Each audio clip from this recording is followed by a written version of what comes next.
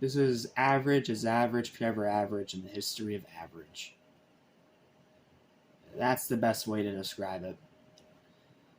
Is it a little better than what we had to review last time? Yes. Is it a bad movie? No.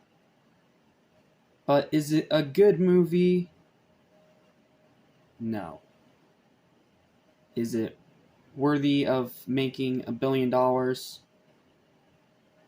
Hell no. And how it still did that is beyond me.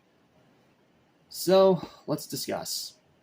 What's up? What's happening? What's going on? We're going back to the station, numbers of different animation, including TVs and movies as well. I'm your host, Jackson Small. Welcome to my review of the Minions spin-off movie from 2015. It's another one that my thoughts haven't changed on since I first saw it, so I'm just going to let my written review do the talking. So, sit back, relax, and enjoy. And keep in mind, just my personal opinion, if you like this movie, you're allowed to like it, okay? Just not for me. Another one that I don't really have much to say, because my thoughts haven't changed. And yes, I know I'm going out of order, but I want to review the spin-offs as their own separate thing. When I first saw this in 2022, leading up to the sequel that we'll talk about next time, I thought it was once again just okay. But on this rewatch, I'll give it this. It is better than Despicable Me 3 because it's at least trying to tell an actual story. However, I still can't really say it's good per se, and it's baffling to me how it grossed over $1 billion at the box office back in 2015 when it first came out. Just how? How did this movie do that? It baffles me. As always, positive first. Animation is excellent. I will give this movie that. It is very pretty visually. Pacing is solid. The visual slapstick and dark jokes are actually pretty funny. Automatically makes it better than Despicable Me 3 because it's actually funny. Voice acting is still good. The ending is great, and it does have some pretty fascinating world building with learning about the Minions' origins, and I'll just go ahead and spoil it because the sequel spoils it anyway. Gru shows up at the end as a kid. I'm not going to say how he shows up or why he shows up, you'll just have to see it for yourself.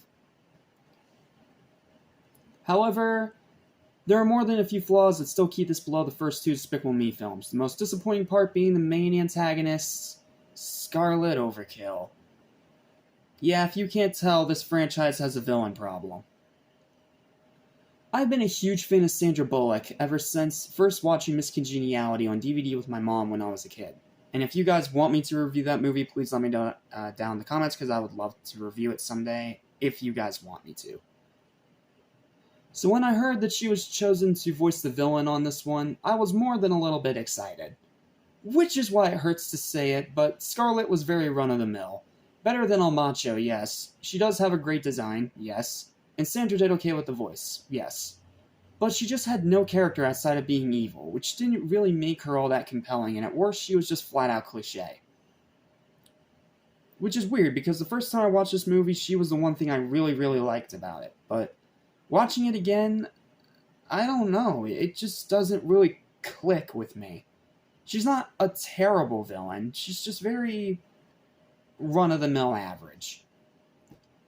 Oh, and then there's her husband Herb, who I forget is even in the movie half the time, who's just a terrible and cringeworthy Vector clone. Then there's the rest of the problems, a lot of monotonous filler that adds nothing, music is boring, which is inexcusable considering the fact that the past two Despicable Me movies that came out before this movie actually had really good music.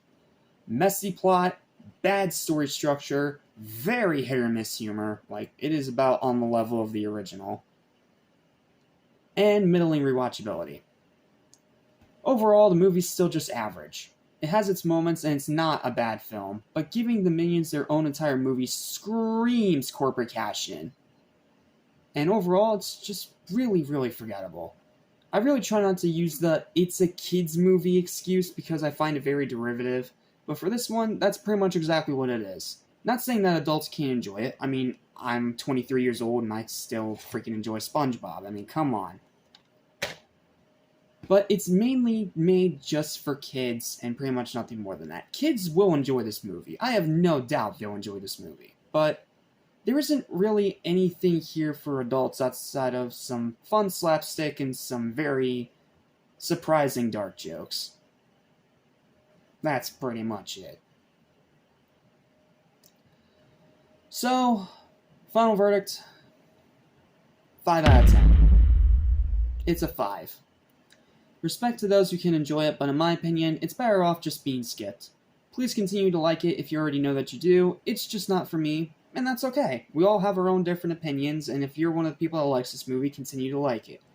It's just one of those movies that's not for me. It is what it is. But I'll give it this. The sequel is a lot better. I'll tell you all about it next time when we talk about Minions 2.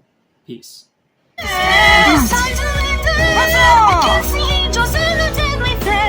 cannot take it anymore. The time has come to go.